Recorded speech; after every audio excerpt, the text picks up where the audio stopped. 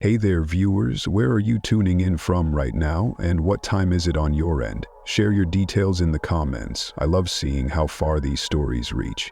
Today's account takes us deep into the prison walls where Diddy's life is more disturbing than anyone could have imagined.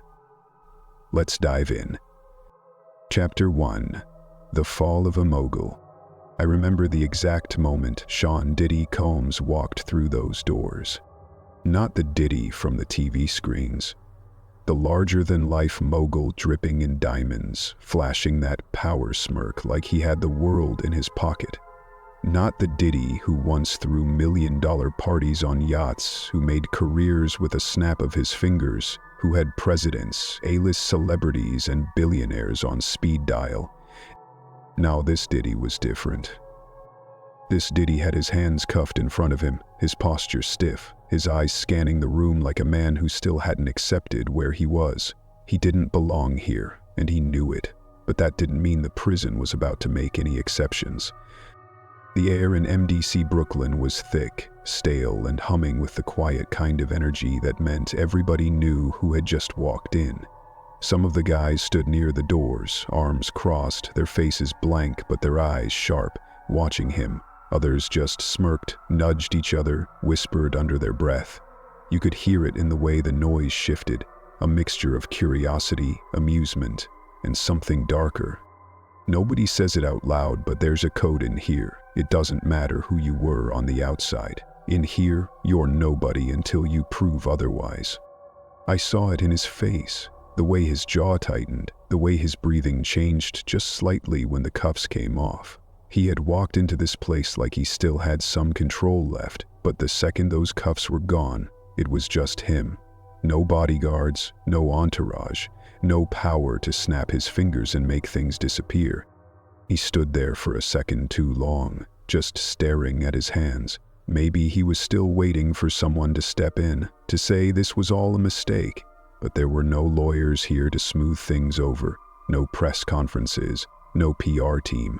Just the harsh overhead lights, the stench of sweat and bleach, and the cold stare of a correctional officer waiting for him to move. The word hung in the air like a slow knife. Diddy blinked. "You heard me," the guard said, this time sharper. "Strip. Everything." I won't lie, part of me wondered if he'd fight it, if his pride would get the best of him. But no, he knew the drill. Knew that in here there were no special privileges. One by one, the layers of his old life came off. The expensive designer suit, the silk shirt that probably cost more than an entire month's salary for one of these guards. Everything down to his skin, until he stood there like the rest of us had before him. Naked, vulnerable, human. Turn, squat, cough. That's when it really hit him. That moment of humiliation, that deep-cutting realization that he had been reduced to this. That same body that had once been swarmed by flashing cameras, touched by women who whispered his name like a secret, was now being inspected under the dull, indifferent eyes of prison staff. He did what he was told. He had no choice. They handed him his new uniform. A baggy orange jumpsuit, stiff from industrial washing, smelling like a mixture of sweat and detergent that never quite masked the years of use. He took it like it was foreign, hesitating for just a second before slipping it on. The fabric swallowed him whole. No more designer fits, no more diamond watches, just the same standard-issue uniform worn by the thousands of other men who had come before him. He wasn't Diddy anymore. Just inmate number 0283684. Then came the walk. Processing had been private, but the main block, that was a stage, and every inmate in that damn place was the audience. It started as a slow murmur, just a hum of voices in the distance. Then it got louder. Laughter. Whistles. "Oh, look who it is. Welcome to the jungle, Puff Daddy. Hey, Diddy, you hiring? 'Cause I ain't doing nothing right now." The guards kept him moving, but I saw the way his shoulders tensed, the way his eyes darted, never looking directly at anyone but still watching. He was used to people looking at him, but never like this. In the free world, he had been a king. His name alone meant something. Money, influence, power. But in here, a name could get you respect, or it could get you killed. The first night, no cameras, no interviews, no reporters asking how he's holding up, just a cell, his new home. The mattress was nothing more than a thin pad, barely thicker than a folded towel, placed on a cold metal frame. The blanket was scratchy, more suited for a dog than a man. The air smelled of sweat, mildew, and something sour that never quite went away, no matter how many times they bleached the floors. He sat on the edge of the bed, his hands clasped together, elbows on his knees, thinking, processing. Dinner had come and gone, a tray of lukewarm slop, a slice of something that resembled meatloaf but tasted like old cardboard, and a side of mystery mush that even the rats didn't seem interested in. He hadn't touched it. Maybe he thought he could hold out, wait for something better, but there was nothing better, not here. Outside his cell, the prison was alive with sound. The clatter of metal trays, the distant voices of men talking, laughing, arguing. Someone was singing off-key. Someone else was pacing their cell, the steady thud of their shoes against concrete filling the silence. Then, a voice from the next cell over. "Hey, Diddy." Silence. A chuckle. "Ain't too many of your kind in here, huh?" Still nothing. "Man, you quiet as hell. What happened to all that take that energy?" Laughter down the hall. Diddy didn't move, didn't answer, but I saw the way his fingers curled, the way his jaw tightened. He had spent his entire life controlling the conversation, setting the narrative, and now he was just waiting to see how long before they forgot about him. Or worse, before they decided they never would. Chapter 2, MDC Brooklyn, a living nightmare. It didn't take long for the weight of reality to set in.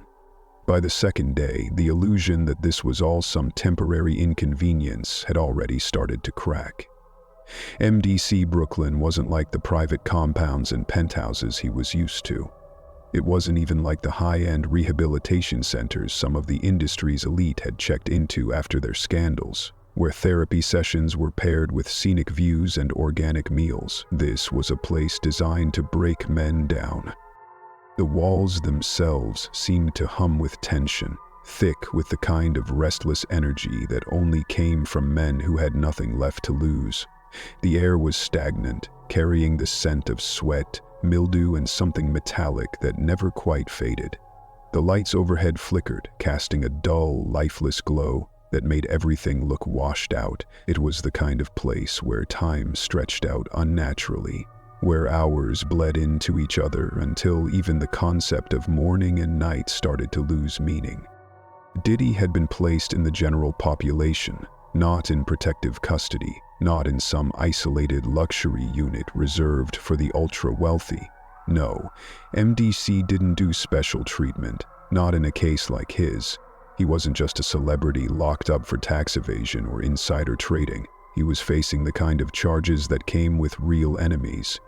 And in here, that meant he was fair game. Nobody outright attacked him, at least not yet, but there was something almost more dangerous than an immediate confrontation. The waiting, the unspoken knowledge that everyone was watching, waiting to see how he would react to this new world. There were eyes on him when he moved through the corridors, sizing him up, calculating whether he was a threat, a target, or just another lost cause. Some faces were blank, others filled with amusement, and a few carried something more dangerous: resentment. He wasn't the first high-profile name to pass through these halls, and he sure as hell wouldn't be the last. Jeffrey Epstein had spent time here before his death, and the stories surrounding that still lingered in the air like a bad rumor that no one quite wanted to say out loud. R. Kelly had been locked up here too, another fallen giant whose presence had sparked whispers and side-eyes. Even Takashi 699 had spent time within these same walls before his cooperation with the feds had him relocated somewhere safer. If Diddy had been expecting some kind of respect from the inmates just because of who he was sorely mistaken. The world of rap and hip-hop might have built him up as untouchable, a kingpin in his own right, but prison had its own hierarchy, and in that hierarchy, his past didn't mean shit. The food situation alone was enough to remind him of just how far he had fallen. Gone were the meticulously curated meals prepared by private chefs, the imported steaks, the handcrafted cocktails. Now, meals arrived on flimsy plastic trays, steaming with the scent of something barely edible. The portions were small, the quality even worse. Meat that was questionably sourced, bread that claimed to be mashed potatoes but had the texture of glue. Diddy barely touched his first meal. The sight of it alone made his stomach twist. He had gone hungry before, sure, long before he was famous, back when he was just another kid in Harlem trying to make it. But that was a different kind of hunger, one fueled by ambition, by a dream. This was humiliation on a plate. He could hear the comments from the other inmates as he stared down at his tray, the barely hidden laughter, the quiet jabs about whether or not he was too good to eat like the rest of them. But hunger is a dangerous thing. It has a way of breaking even the most stubborn of men. By the third day, the gnawing emptiness in his gut overpowered his pride, and he forced himself to eat. It wasn't about pleasure anymore, just survival. He ate quickly, keeping his eyes down, shoveling the food into his mouth before he had time to think about what it tasted like. Hygiene was another battle entirely. The communal showers were a nightmare, each one coated in grime, the water pressure weak and lukewarm at best. Some men skipped showering altogether, unwilling to risk the vulnerability that came with standing naked in a room full of potential enemies. But Diddy wasn't ready to let himself go like that, not yet. He forced himself under the water, ignoring the way it stung against his skin, the way the sound of footsteps behind him made his muscles tense. Even brushing his teeth became a process. The toothpaste was cheap, barely more than flavored paste, and the toothbrushes were small, flimsy things that felt useless in his hands. There was no luxury here, no comfort, just the bare minimum needed to keep a man alive. And then there were the guards. Diddy had dealt with police before, had seen how they operated, had learned long ago how to handle himself around them. But this was different. The guards here weren't looking for bribes, weren't interested in doing him favors. They had seen his type before. Men who thought their money could buy them out of anything, and they hated his kind. Every interaction with them was laced with something just shy of outright hostility. They weren't rough with him, not physically, but there was a sharpness to their words, a mocking tone that made it clear they were enjoying watching him struggle. When he asked questions, they ignored him. When he tried to push back, they made things just a little harder for him. Longer waits for meals, more delays in his requests for basic necessities. It was a game, and he was losing. By the end of the first week, the cracks were starting to show. He wasn't sleeping. The sounds of the prison kept him on edge, shouting from down the hall, the clanking of metal doors, the occasional scream from a cell too far away to see. He had always been a man who thrived on control, on being the one pulling the strings. But here, he had none. The real breaking point came when he snapped at one of the guards. It was something small, just a sharp retort, but it was enough. The guard barely reacted, just smiled, slow and knowing. "You keep that attitude up, Combs, and we'll see how long you last." Diddy didn't respond. He just stared, jaw tight, hands clenched at his sides. He was starting to realize that this wasn't just about doing time. This was survival. Chapter 3: The Mental Toll. It was the silence that got to him first. Not the comforting kind of silence, the peaceful, still air of a penthouse suite at 3 a.m., where the only sound was the low hum of the city below. Not the silence of a private island retreat, where the waves kissed the shore and the world felt like it belonged to him alone. No, this was a different kind of silence, the kind that wrapped around his throat like a noose, pressing in from all sides, making the walls of his tiny cell feel even closer than they already were. It was the silence of being forgotten. At first, he told himself it was temporary. He had convinced himself that this was all just a momentary setback, a rough patch he would maneuver his way out of like he had done with everything else in his life. But as the days stretched into weeks, the truth became harder to ignore. He had no control here. For a man like Diddy, that was the worst kind of punishment. He had spent his entire life being the one pulling the strings, playing the game at the highest level. He had built an empire not just on talent, but on knowing how to move people, how to bend situations to his will, how to control narratives before they had a chance to control him. But in here, none of that mattered. He had no leverage, no favors to call in, no power to dictate what happened next. The rules weren't his to bend, and the realization was eating him alive.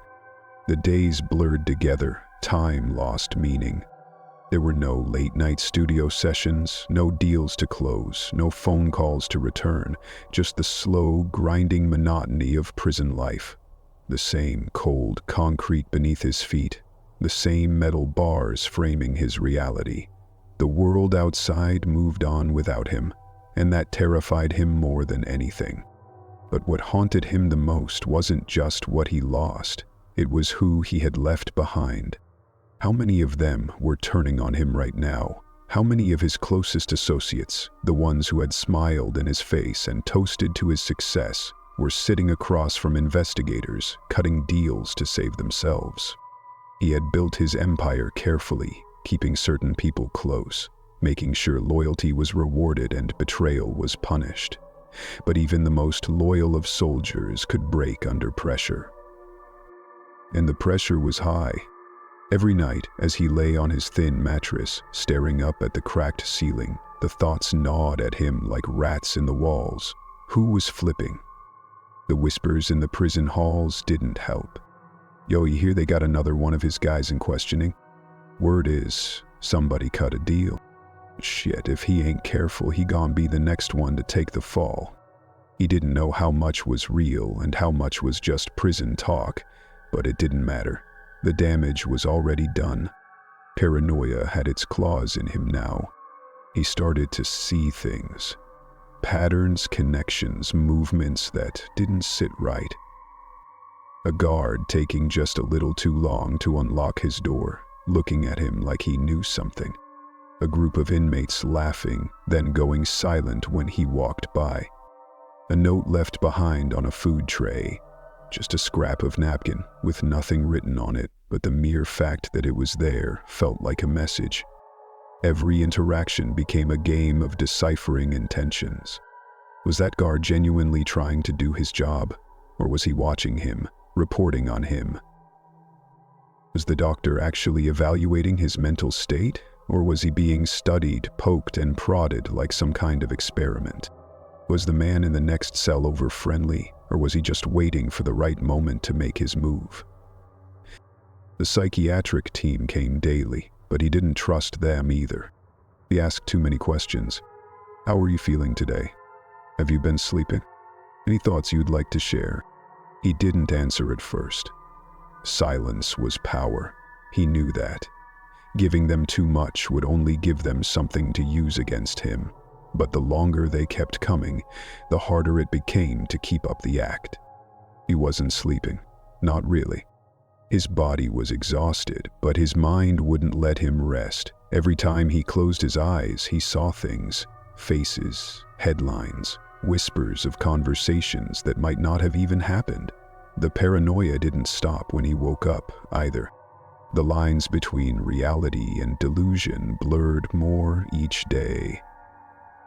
One night he swore he heard his name being whispered from down the hall, soft at first, then louder. He jumped up from his bed, his heart hammering, his skin clammy with sweat.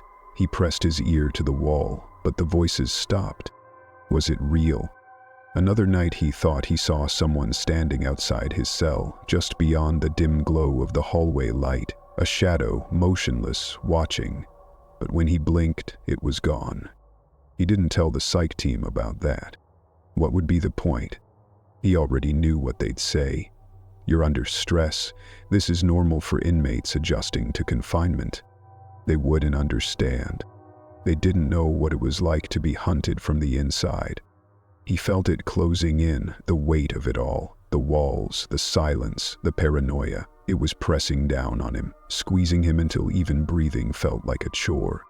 He started pacing his cell at night, whispering to himself. Not full conversations, just names, thoughts, memories, trying to piece together the puzzle in his head. Who was still loyal? Who had flipped? Who was coming for him next? By the third week, desperation had fully sunk in. He started thinking about the ways out. Not escape, that wasn't possible, but other ways. Bribery? But who could be bought? The guards seemed solid, and the ones who could be turned weren't dumb enough to risk their jobs for someone who might not even be in power anymore. Influence? Maybe, but that required outside help, and right now, he wasn't sure who was still working for him or who was working against him. Or maybe it was simpler than that. Maybe the way out wasn't about getting out. Maybe the way out was about disappearing entirely. The thought lingered longer than it should have. It wasn't something he ever would have considered before. But before, he had never been this powerless. He shook it off, for now. But the thought was still there, in the back of his mind, waiting. Waiting just like everyone else. Chapter 4. The weight loss and health struggles. The first thing people notice about a man who's losing himself is his body. Power, money, influence, they can all crumble in an instant, but the body is the first real proof that someone is breaking. Diddy had always been known for his presence. He wasn't just a rapper, a mogul, or a businessman. He was larger than life in every way. Even when he wasn't talking, he filled a room. His suits were perfectly tailored, his posture effortless but commanding, his smile full of that manufactured charm that made people want to orbit around him. But in here, that version of him was fading. He wasn't just losing weight, he was shrinking. At first, it was subtle. His jumpsuit hung a little looser around his shoulders, his face just a bit more hollow. But as the weeks dragged on, it became undeniable. His skin took on a dull, almost grayish tone under the dim prison lighting, his cheekbones sharper, his eyes sunken in like he hadn't slept in years. The way he moved changed, too. Gone was the slow, measured stride of a man who controlled the world. Now he walked with a stiffness, a hesitation, like he was trying to conserve energy. Like every step was an effort. The whispers started almost immediately. Yo, he don't look good. Man's wasting away in here. You think he's sick? There were plenty of reasons a man like Diddy would start falling apart in a place like this. Some said it was the stress, the slow, crushing realization that no one was coming to save him. Others thought it was paranoia, the constant weight of knowing that at any moment, someone could decide that his name wasn't enough to protect him anymore. But then there were the darker rumors, the ones that crawled through the prison like a disease, passing from cell to cell, each version more twisted than the last. You heard about the HIV thing? Man, that's just some internet shit. Nah, for real. There's people out there saying he's been sick for years, that's why he's losing weight so fast. The rumors had started on the outside, but in a place like this, where speculation was more reliable than the truth, they took on a life of their own. Diddy himself never addressed them, not in the media, not in here. But the weight loss, the exhaustion, the way he barely touched his food, it was enough to make people wonder. At first, he just skipped meals here and there, pushing his tray aside without saying much, but soon it became a pattern. Breakfast untouched, lunch a few bites at most, dinner barely more than a glance before he slid the tray away. Some figured it was the food itself. The slop they served wasn't made for men who had spent their lives eating in Michelin-starred restaurants, who were used to exclusivity, to private chefs, to meals crafted for pleasure rather than survival. But it wasn't just about taste. He was scared. Scared of what might be in the food, scared of what someone could put in it. It didn't matter that no one had openly threatened him yet. The idea alone was enough. He knew how these things worked. He had seen men taken out quietly, slowly, their bodies giving out from something that could never quite be traced back to an exact source. A little something in a meal, a slow sickness that started with stomach pains and ended with a body on the floor. So he ate just enough to stay alive, but not enough to be at ease, and his body paid the price for it. The lack of nutrition, the constant stress, the sleepless nights, it all took its toll. He wasn't just tired, he was weak. And then there was the knee. Most people didn't know about it. To the public, Diddy had always been untouchable, a man who moved through life without any real obstacles. But behind closed doors, he had been dealing with that old injury for years. Too much wear and tear, too many performances, too many miles on a body that wasn't as invincible as he had pretended it was. In the free world, it had been manageable. He had doctors, treatments, access to the best medical care money could buy. But in here, pain was just another thing you had to learn to live with. The mattress was thin, barely more than a sheet of foam on a metal slab. The floors were unforgiving, cold concrete that sent shocks of pain through his leg every time he stood too long. The way he walked became more labored, his steps uneven, the discomfort bleeding into every movement. He put in requests for medical attention, but MDC Brooklyn was notoriously slow when it came to anything that wasn't life-threatening. Days turned into weeks, and the knee only got worse. By the time they finally approved an MRI, he could barely hide the limp anymore. The trip to the hospital should have been a relief, a break from the suffocating routine of prison life. But leaving didn't mean freedom, it just meant a different kind of cage. They shackled him before moving him. Wrists, ankles, the full treatment. The chains rattled with every step as they led him out, flanked by guards who made sure he didn't forget for a second that he was still a prisoner. The ride to the hospital was silent, the city passing by through tinted windows. He didn't recognize this version of the world, the one that existed without him in it. No cameras followed him, no reporters lined the streets, waiting for a glimpse of his face. To everyone outside, he wasn't a headline anymore. He was old news. Inside the hospital, the stares were different. The staff avoided eye contact, moving quickly, efficiently, like they wanted to get this over with. No one asked him for autographs. No one tried to shake his hand. The MRI itself was cold and sterile, the machine humming around him, a sound that felt almost too familiar. He had heard something like it before. It took him a second to place it. Then he remembered. Studio equipment. The hum of a recording session just before the beat drops.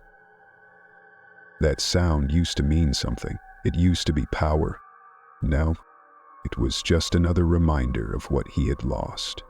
When they finally brought him back to MDC, the whispers started again.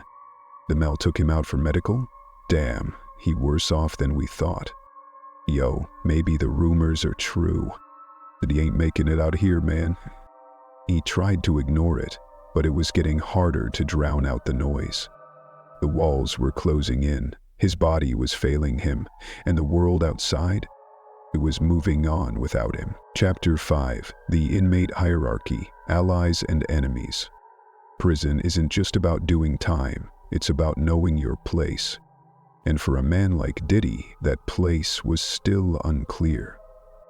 Every prison has its own system, its own unwritten rules, its own hierarchy. One built not on money or fame, but on respect, fear, and survival. In here, status wasn't measured by record sales or Forbes rankings. It was measured by who you stood with, who had your back, and who wanted you dead. Diddy had spent his life controlling the room, deciding who mattered and who didn't. But MDC Brooklyn didn't care about any of that. This place had its own power structure, and he wasn't at the top. The moment he stepped into general population, the game had already started. The inmates had been watching him since day one, studying him, waiting to see where he would land. Was he a target, a player, a nobody? He needed to make a move, but the wrong move could get him killed. The safest bet? Allies. The problem was, trust was a luxury he couldn't afford. At first, he tried to stay neutral, keep his head down, avoid unnecessary conflict. But that only worked for so long. A man with his name didn't get to be invisible. He was a conversation, a spectacle, an opportunity. Some guys treated him like an amusement, the kind of inmates who had been locked up long enough to see their fair share of fallen stars. They'd pass him in the yard, smirking, shaking their heads. "Damn, Diddy, never thought I'd see you in here. You used to run New York, huh? Guess that shit don't mean nothing now." Others were more aggressive. He felt the eyes on him, heard the whispers behind his back, not just curiosity, but something colder. There were men in here who had spent decades behind these walls, forgotten by the world, left to rot while men like Diddy lived in penthouses and private jets. Some of them resented him just for existing. And then there were the ones who saw an opportunity. A name like his could still hold weight if he played it right. First attempts at protection. Diddy knew he needed security, and in prison, security came with a price. He started testing the waters, seeing who could be bought, who could be swayed. Commissary money was the first thing he had access to. A few $100s here, a few favors there. It wasn't much in the grand scheme of things, but in a place like MDC, even small luxuries could mean everything. Cigarettes, extra food, soap that didn't smell like chemicals. The problem was, money only went so far, and the real power in prison didn't come from dollar signs. It came from respect. Respect. There were prison gangs, but joining one wasn't an option. He wasn't built for that life, and he knew it. He didn't have the street credibility, the loyalty, the history. He was an outsider, and in here, outsiders didn't get free passes. So instead, he tried something different. He looked for men who operated in the gray area. Not full gang members, but inmates with influence. Guys who could sway the tides without being outright soldiers. One of them was a man named Reese. Reese had been locked up for more than a decade, and unlike some of the other inmates, he wasn't interested in playing games. He was quiet, controlled, the kind of guy who didn't need to raise his voice to make a point. Diddy approached him carefully, testing the waters. A conversation in the yard, a casual mention of a favor, an offer of commissary. Reese didn't say yes, but he didn't say no either. That was enough to keep Diddy breathing. For now. The threats began. But safety wasn't guaranteed. Not here. Not ever. The first real warning came in the form of a note. It wasn't anything dramatic. No threats carved into his bunk. No violent messages scrawled across his walls. Just a small folded slip of paper left near his meal tray. Inside, just 3 words. "Watch your back." That was it. No signature, no explanation, just a quiet, undeniable message. He thought about ignoring it. Maybe it was nothing. Maybe it was just prison paranoia. But deep down, he knew better. The next day, he noticed a shift in the way some of the inmates looked at him. It wasn't just curiosity anymore, it was calculation.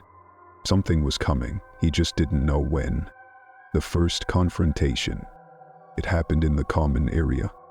Diddy had been keeping his head down, sticking to a routine, avoiding unnecessary interactions.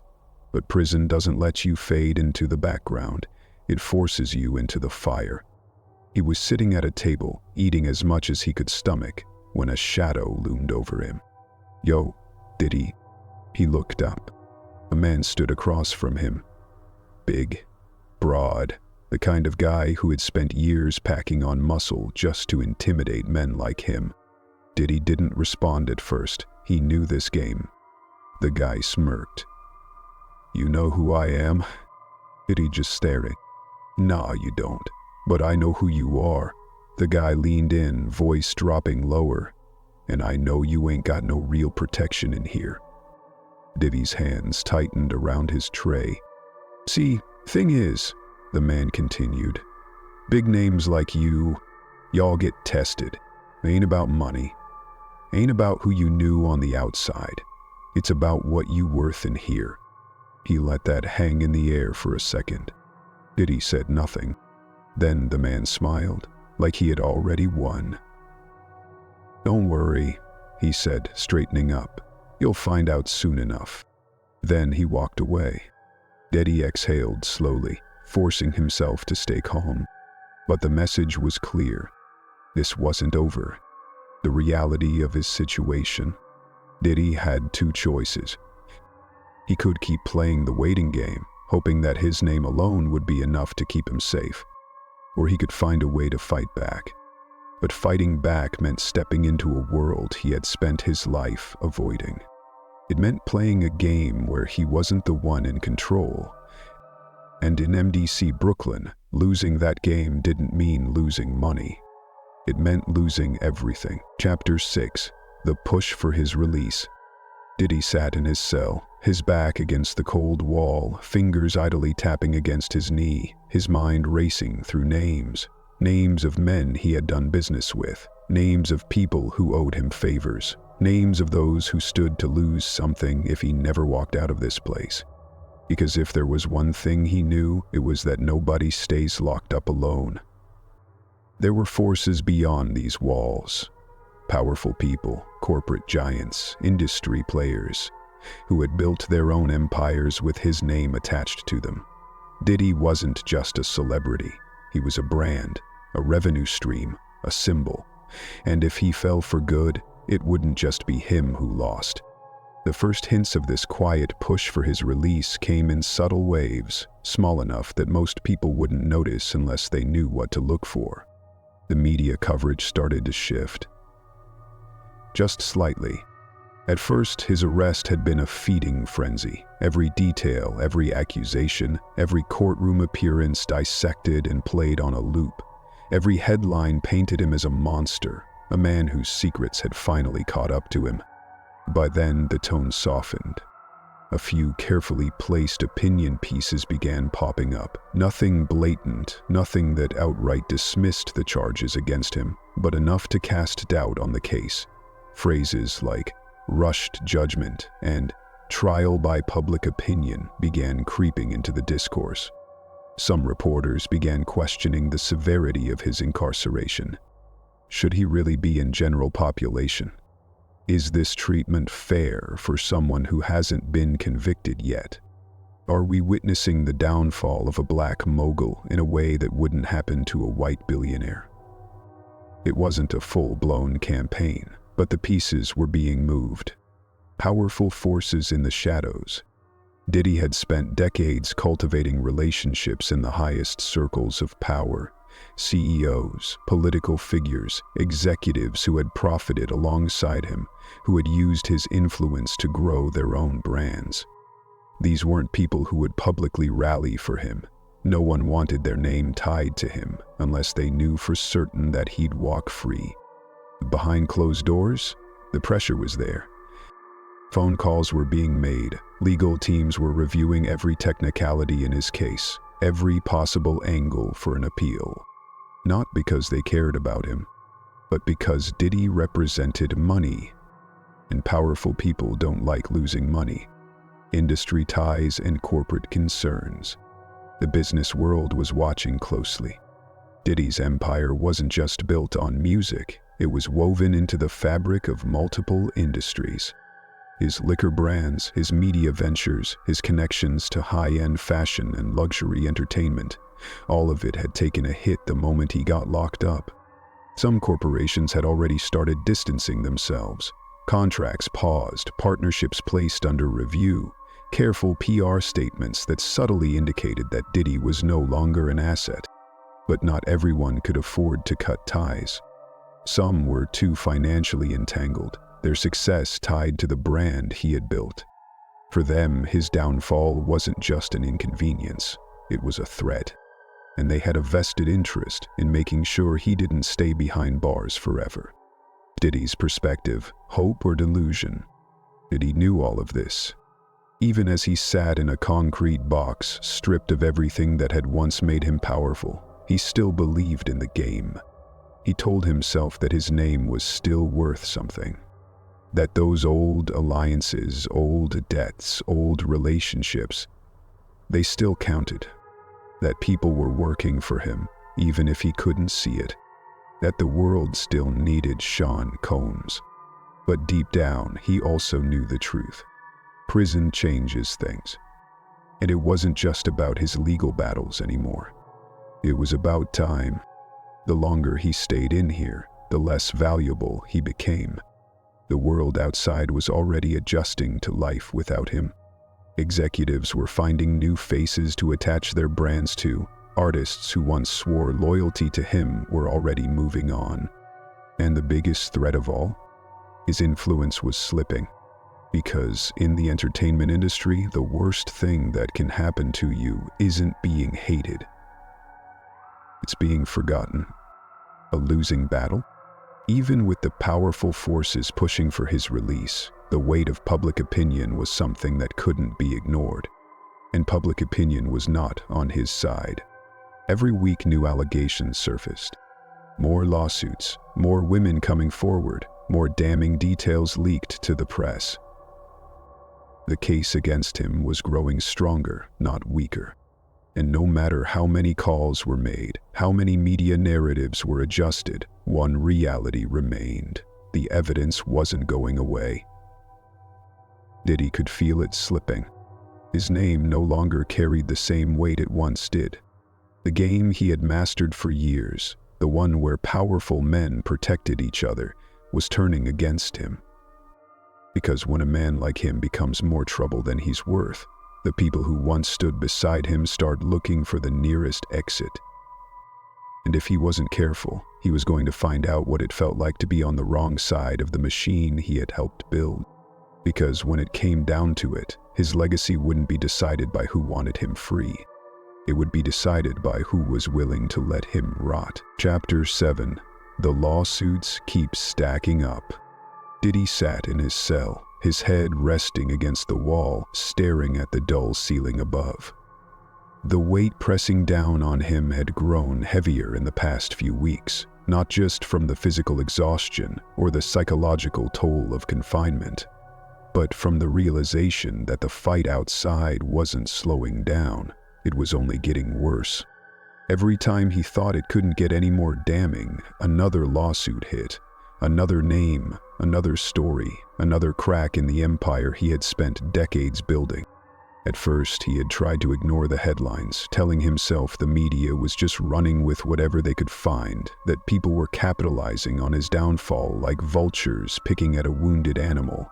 But this wasn't just bad press. This was a pattern, and the legal system had picked up on it.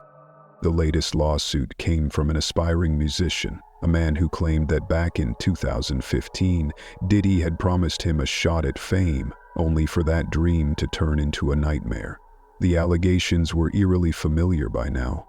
An invitation to a private event, drinks that tasted a little too strong, a night that ended in something hazy, confusing, and violent. The musician had been young, hungry for success, willing to do what it took to get noticed. And Diddy? He had been the gatekeeper, the kingmaker, the one who decided who rose and who fell. But now that power dynamic had flipped. The same people who had once been too scared to speak out were coming forward, their voices merging into one long, damning testimony of control, coercion, and abuse. The lawsuits weren't just a series of isolated incidents. They were building a case. A picture was forming, one that painted him as more than just a man with vices. He wasn't just being accused of bad behavior. He was being accused of running a system, patterns of allegations, a legacy of power and control. The accusations had started with whispers. For years, people had talked about Diddy's parties, his private gatherings, the way things happened behind closed doors. But those rumors had always been easy to brush off, disguised as industry gossip, buried under NDAs and payouts. Now, those rumors had turned into something more concrete. Every story was different, but they all carried similar themes. There was always an invitation. There was always a setting, a hotel, a private room, a secluded event. There was always an imbalance of power. Someone young, new to the industry, trying to impress him. And there was always the aftermath, memories that didn't add up, fear that kept people silent, careers that mysteriously stalled when they tried to walk away. Now, with so many voices speaking up, the pattern was impossible to ignore. And that was what made the racketeering and sex trafficking charges stick. This wasn't about one bad night. This was about a structure, a system, a network of manipulation. And that was the kind of crime that didn't just land people in prison for a few years. That was the kind of crime that destroyed lives. The racketeering and sex trafficking charges, why they're the most serious. Diddy had faced legal troubles before. Lawsuits, business disputes, settlements. He had paid his way out of plenty of bad situations. But this wasn't just a lawsuit. This was a full-fledged federal case. Racketeering wasn't about individual crimes. It was about an enterprise, a long-running, organized effort designed to exploit and control. And sex trafficking? That charge alone had the potential to land him in prison for life. The FBI had been working in the background for years, quietly piecing together a case against him. The civil suits had been piling up, but the criminal charges, those were different. Those weren't about money. They were about shutting him down for good. His lawyers had been scrambling to come up with any strategy to fight it. Deny everything. Discredit the accusers. Question the legality of the evidence. Paint this as a conspiracy against a powerful black man. But none of it was working. The prosecution had built something too solid, something backed by witnesses, documents, recordings, and people who were no longer afraid to talk. Every time his legal team tried to push back, another piece of evidence surfaced. And now, they were out of moves. Lawyers scrambling for a strategy. Is there a way out? Diddy's legal team had once been untouchable. He had spent decades surrounding himself with the best attorneys, the kind who could make even the worst accusations disappear. But this time, they weren't just fighting lawsuits. They were fighting a system that had already made up its mind. Behind closed doors, the conversations had turned grim. They weren't discussing how to beat the charges anymore. They were discussing how to negotiate the damage. Would he plead guilty to lesser charges? Would he try to cut a deal? Would he name other people to lighten his own sentence? The very idea of it made Diddy's stomach turn. He had spent his entire career as the puppet master, and now he was the one being played. But there was no loyalty in the legal world. His attorneys weren't working for him out of respect or admiration. They were working for him because he was still paying them. And if his money ran out, so would their effort. Bail requests denied, the reality of his future. Diddy had tried to fight for bail 3 times. Each time, his lawyers had presented arguments. He wasn't a flight risk. He wasn't a danger to society. He had no criminal record. But the judge had shut it down every time. The prosecution had made it clear. Diddy wasn't going anywhere. Too many accusations. Too many witnesses. Too much risk that he would use his power to silence people before the trial even began. His 3rd bail denial had been the final nail in the coffin. If he had any hope of walking out of here before trial, it was gone now. And that was when he finally understood the truth. This wasn't a waiting game anymore. He wasn't just sitting in a cell until someone bailed him out. He was here for the long run. For the first time in his life, he wasn't the one making the decisions. He wasn't the one calling the shots. And the world was getting ready to move on without him. Chapter 8. The Breaking Point. What comes next? Diddy sat on the edge of his cot, elbows on his knees, staring at the cement floor like it held the answers he was looking for. The walls of his cell had never felt smaller. The air had never felt heavy. The weight of everything that had happened, the lawsuits, the betrayals, the slow erosion of his influence, was pressing down on him so hard that it was getting difficult to breathe. The holidays had always been a time of celebration for him. Every year it was the same. Private islands, endless bottles of champagne, rooms packed with celebrities, music, and excess. Christmas wasn't just a holiday, it was a production, a way for him to remind the world that he was still on top. But now, there were no parties, no gifts, no extravagant displays of wealth. Just cold metal bars, cheap prison-issued blankets, and the quiet murmur of men who had long since accepted their fate. It wasn't just about Christmas. It was about the realization that this might be the rest of his life.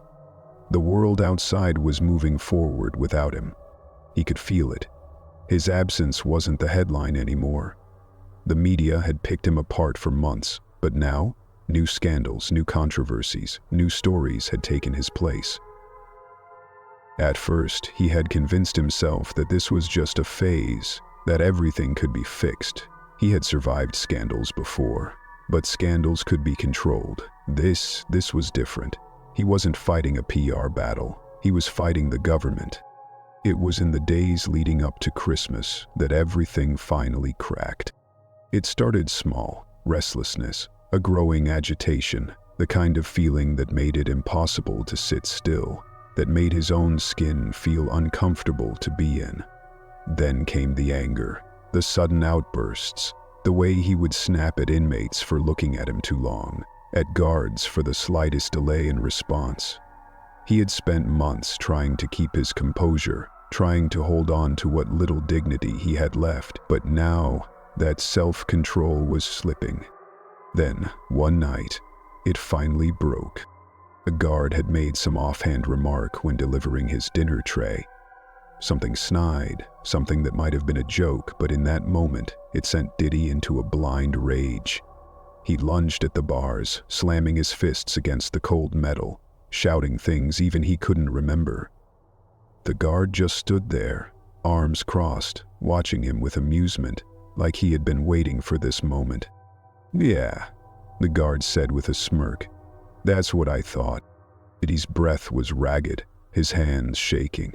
He could feel it now, the complete lack of control. This was what they wanted, to see him like this, to see him break. And for the first time, he felt like he actually might. He spent Christmas staring at the ceiling. No visitors, no phone calls, nothing. There was no one left to fight for him, no one willing to stick their neck out. His lawyers had been strangely quiet in the past few weeks. Maybe even they were starting to accept reality. And the reality was this: his empire was collapsing. He had spent decades building an untouchable brand. His businesses were extensions of his name, of his legacy. But now those same businesses were scrambling to cut ties before they sank with him. Contracts were being terminated. Distributors were quietly pulling his products from shelves. Revenue streams were drying up. And it wasn't just about the money. It was about the power. When he walked into a room, people used to stop. They used to listen. Now, he wasn't in the room at all, and no one seemed to care. That was the worst part. Not the prison food, not the confinement, not the whispers and the threats. The worst part was knowing that the world no longer needed him. But the world still wanted to watch him fall.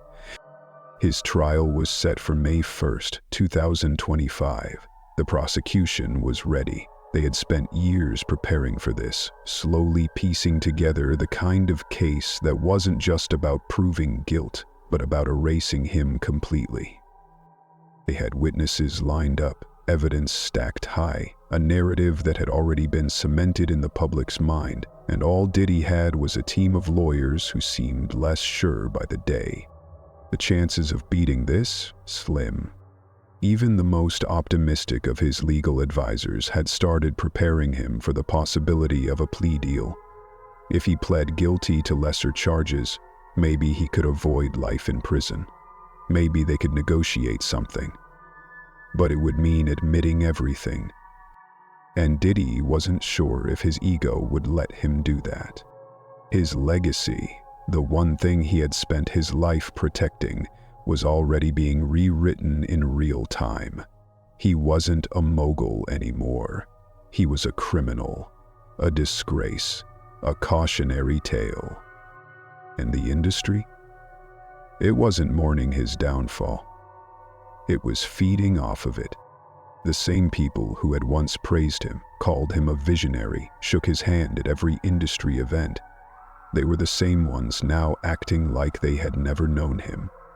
Artists who had built their careers under his guidance were suddenly making statements, condemning him, distancing themselves. There were no loyalty oaths in the entertainment industry. There was only self-preservation. He had done the same thing to others. He had watched people get canceled, watched their careers crumble, and never once stepped in to help. And now, it was his turn. He had spent his life controlling narratives, but this wasn't his narrative anymore. This was history writing itself without his permission. He thought about what would happen if he really did get sentenced to life. Would people forget him?